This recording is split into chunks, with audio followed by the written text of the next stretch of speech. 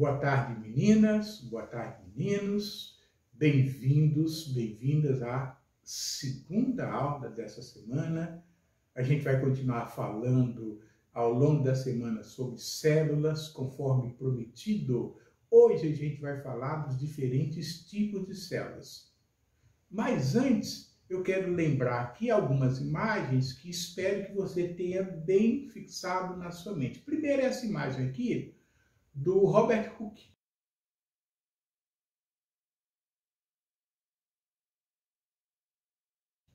Lembra, isso aqui é cortiça. Para quem não sabe o que é cortiça, isso aqui é cortiça. Cortiça, normalmente a gente encontra cortiça como rolha de vinho, de garrafa de vinho. Cortiça pode flutuar, como você percebe. Por que flutua a cortiça? Justamente porque tem ar no seu interior. Isso faz com que ela torne-se bem leve, ela é muito porosa. Então, o Robert Hooke queria justamente entender isso. E aí ele descobriu que a cortiça, ao observar ao microscópio, ela é constituída de células.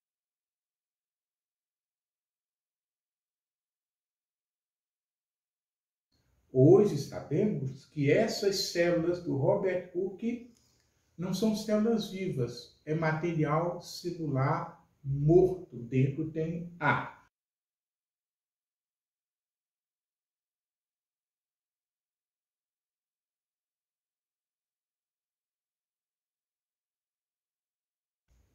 Essa outra imagem é aqueles desenhos feitos pelo Leeuwenhoek, que hoje nós sabemos que são bactérias, diferentes tipos de bactérias. Inclusive, ele representou como essas bactérias conseguem se movimentar. Aqui,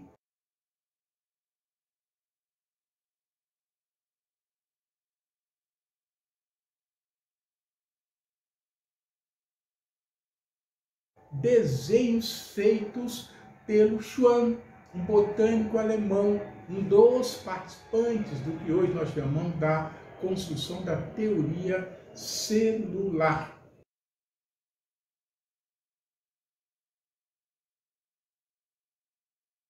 Veja a imagem e as setas apontadas para essas imagens.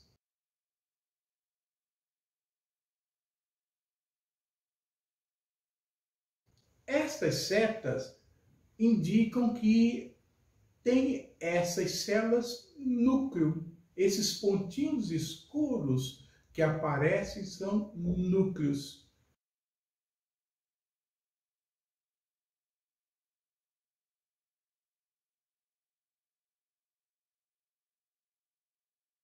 E aqui, como a gente não tem microscópio para observar esse material, eu vou apresentar para vocês um modelo simples do que seria uma célula, de que é constituída uma célula.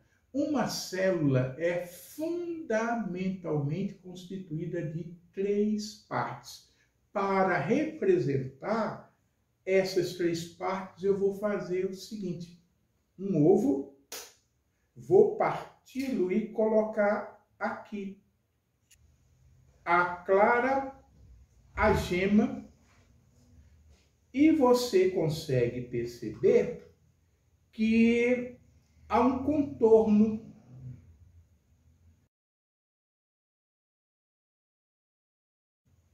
A gema, ela está agora se espalhando, né? E há um contorno. Quando a gente observa, o contorno é dado, o limite é dado pela membrana. O núcleo celular é representado pela gema. E o que nós chamamos de clara, neste modelo, representa então o citoplasma, núcleo, citoplasma e a membrana, que é o limite, compõe a célula. E nós vamos observar na imagem essas estruturas.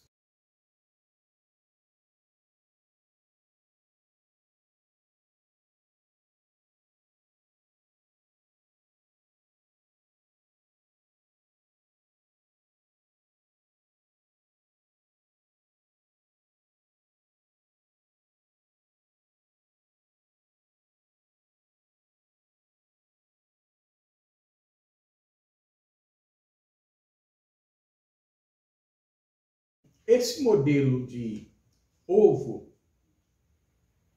é um bom modelo para mostrar as partes básicas de uma célula.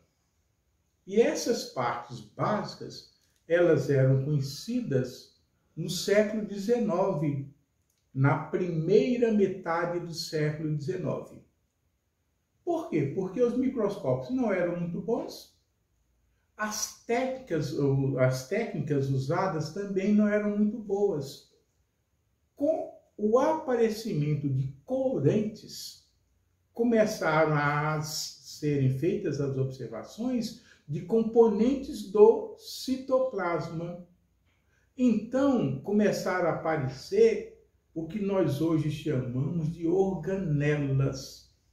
Notou-se que o citoplasma não era algo homogêneo, como aparentemente os microscópios do início do século XIX mostravam. Não era. No caso da célula vegetal, ficou mais fácil perceber por quê? Porque no interior da célula vegetal tem uma estrutura naturalmente colorida de cor verde, que hoje nós chamamos de cloroplasto. Lembra?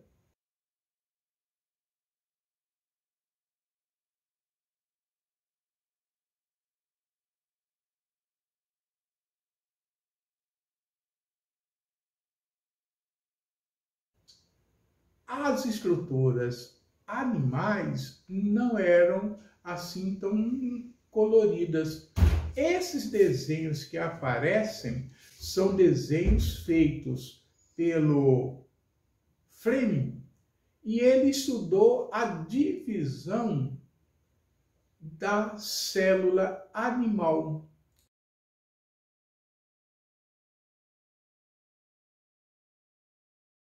Veja esse desenho na parte A, que eu estou apontando com uma seta.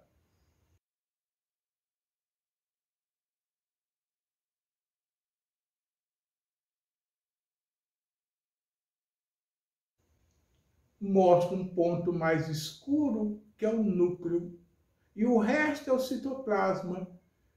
Ele, utilizando certos corantes, mostra que durante a divisão celular vão surgir corpos coloridos. Esses corpos coloridos ele denomina cromossomos.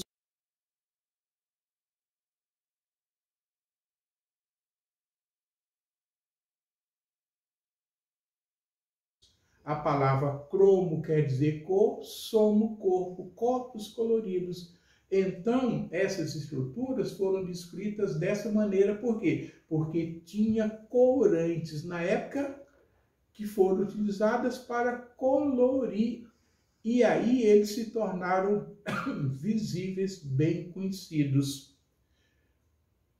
Com o passar dos anos, especialmente com a utilização de microscópio eletrônico, aí as estruturas celulares tornaram-se realmente bem mais conhecidas,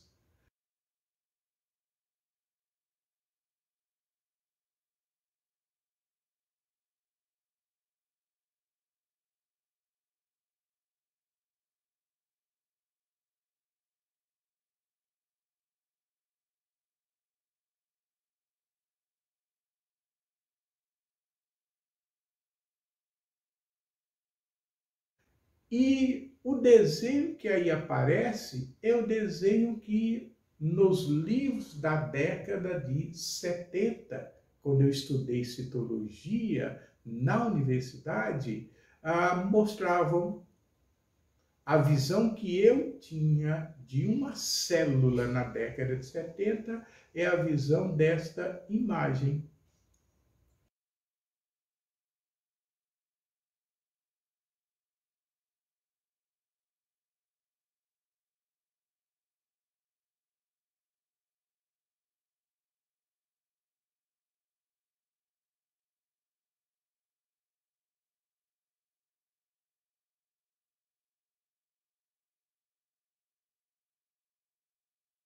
Hoje, você tem uma imagem melhor. Veja você, quando você acessa os livros de hoje,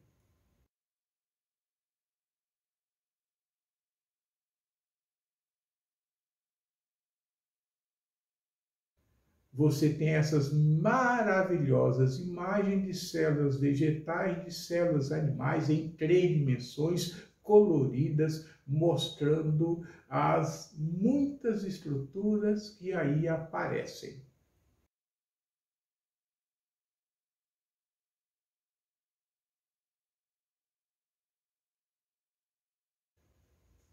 Essas duas células têm em comum muitas organelas e têm diferenças. Mas eu quero dizer, primeiro, que elas têm núcleo. Todas as células que possuem núcleo são chamadas de células eucarionte. A palavra carion, caroço, é uma palavra de origem grega que quer dizer isso, caroço, núcleo. Então, essas células têm um núcleo que consegue ser distinto do resto da célula. E no núcleo tem um material genético. O núcleo é responsável pelo controle de tudo que a célula faz. É no núcleo que tem as informações que vão determinar o momento que a célula vai se reproduzir. No núcleo tem as informações que diz quais substâncias as células vão formar, que aparência ela vai ter. Então, uma célula sanguínea humana de cor vermelha, que a gente chama de glóbulo vermelho, tem uma aparência diferente de um glóbulo branco, tem funções diferentes de um glóbulo branco, porque informações no núcleo determinaram que uma célula fosse de um jeito, outra célula fosse de outro jeito. Então, células eucariontes são células que possuem núcleo.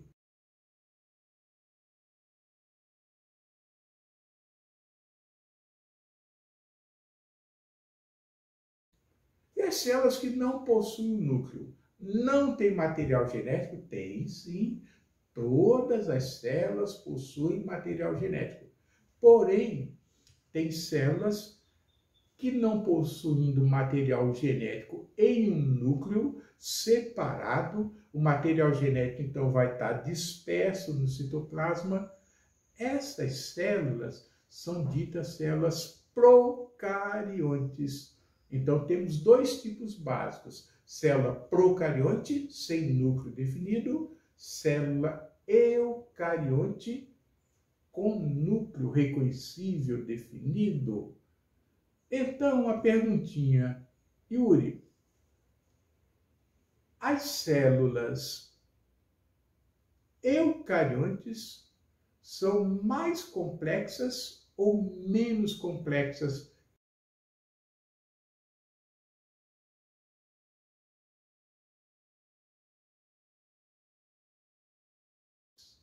Qual célula tem maior complexidade, a eucarionte ou a procarionte? Responda aí no chat. Muito bom, Yuri. Respondeu certo.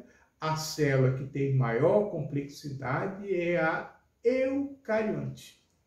Nós vamos encontrar essas células nos seres vivos mais complexos da natureza, nos animais, nas plantas, e as procariontes nós vamos encontrar em seres vivos de pouca complexidade, como bactérias. E esses seres vivos procariontes são seres vivos microscópicos. Durante muito tempo, a gente desconheceu a existência do mundo dos procariontes, porque a gente não tinha acesso a esse mundo, mas esse mundo afetava o nosso. Existem procariontes que podem nos causar doença. E até o século XIX não se sabia da origem de muitas doenças. Com a microscopia se descobriu a causa de doenças como a tuberculose, como a pneumonia, como a disenteria, como inflamação de garganta. E essas causas são causas causadas, melhor dizendo, por células procariontes. E aí, olha que coisa fantástica. Na medida em que a gente começa a descobrir essas células e as diferenças que ela tem com relação às nossas células, que são eucariontes, a gente consegue descobrir venenos que podem ser colocados para matar as células procariontes e não nos afetam. Não é interessante isso? Esses venenos nós chamamos de antibióticos. Um antibiótico, lobo filho, nada mais é que um veneno muito específico. Um veneno que é usado contra um organismo procarionte e introduzido num eucarionte não causa mal. A ciência permite isso. O conhecimento científico permite isso. Então, as células no seu citoplasma possuem organelas. O núcleo pode ser um exemplo de organela celular, mas o procarionte, na sua simplicidade, tem muitas organelas? Não. Você vai ver que o procarionte tem uma única organela.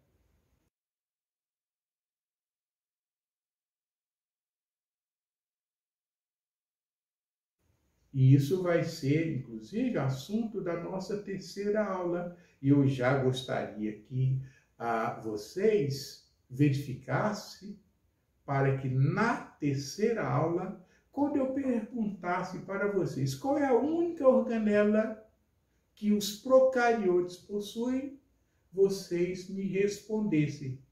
Mas eu não vou dizer agora, vou aguardar. E eu quero que você me responda na próxima, que vai ser a terceira aula.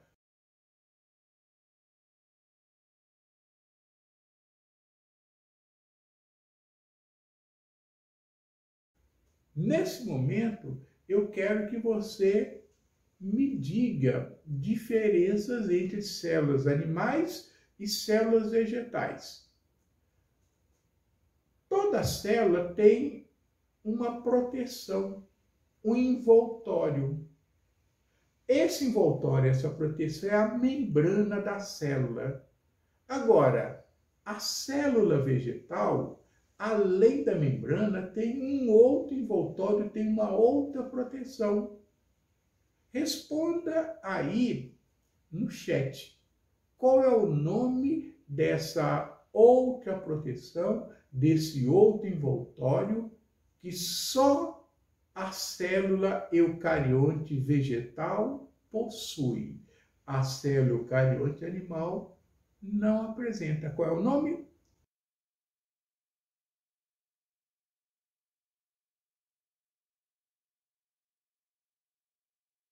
Vou aguardar. Muito bom.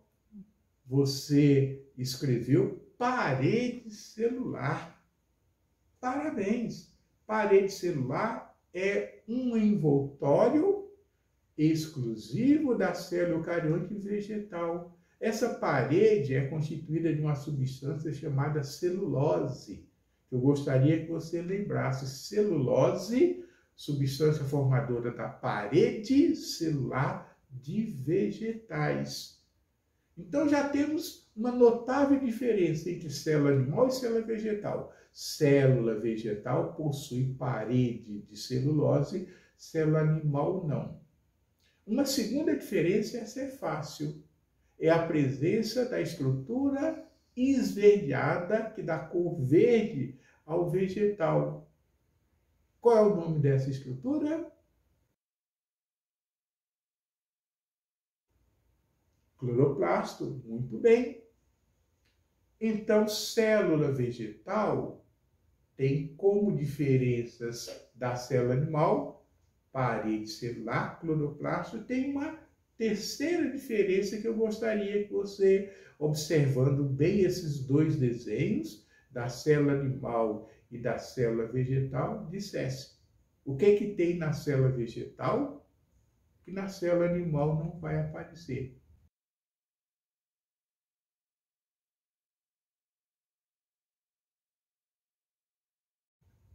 Quem responde primeiro?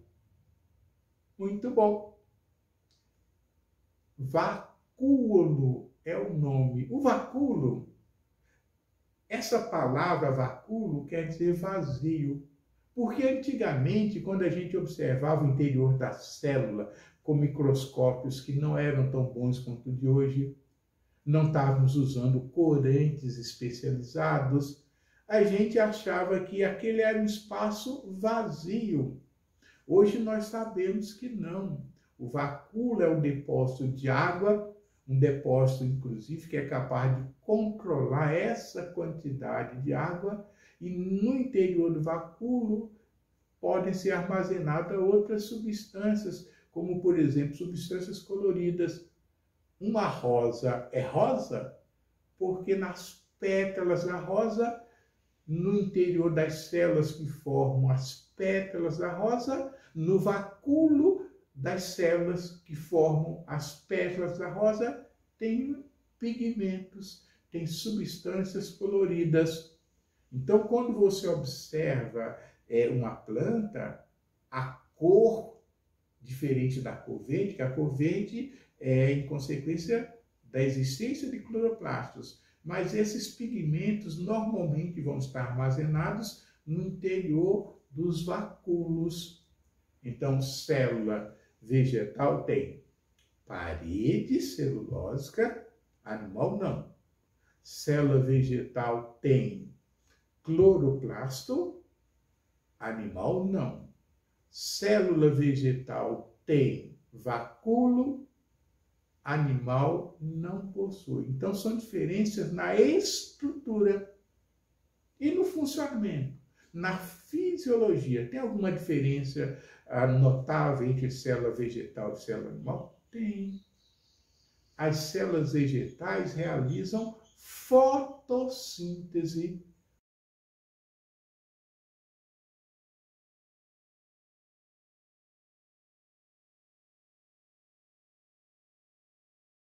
Os animais não. E por que os animais não realizam fotossíntese?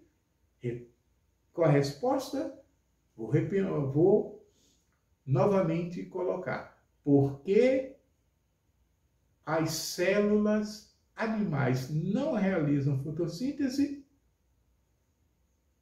Porque não tem cloroplasto. Muito boa resposta. Vou citar o seu nome na próxima aula. Então, e o animal? Nas suas células tem estruturas que não estão presentes na célula vegetal? Tem algumas poucas. Mas eu vou querer que você me responda na terceira aula. Na próxima aula, me diga quais estruturas, e são poucas. Então é fácil você responder após ter feito a sua pesquisa. Quais estruturas os animais apresentam em suas células que não existem nas células vegetais.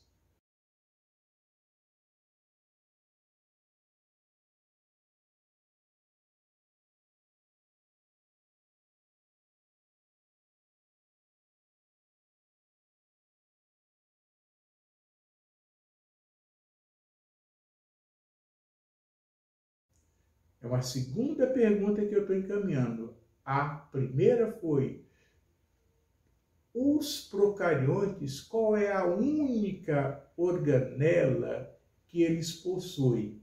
Agora estou perguntando: os animais, que estrutura, que organela os animais apresentam em suas células que não existem nas células dos vegetais?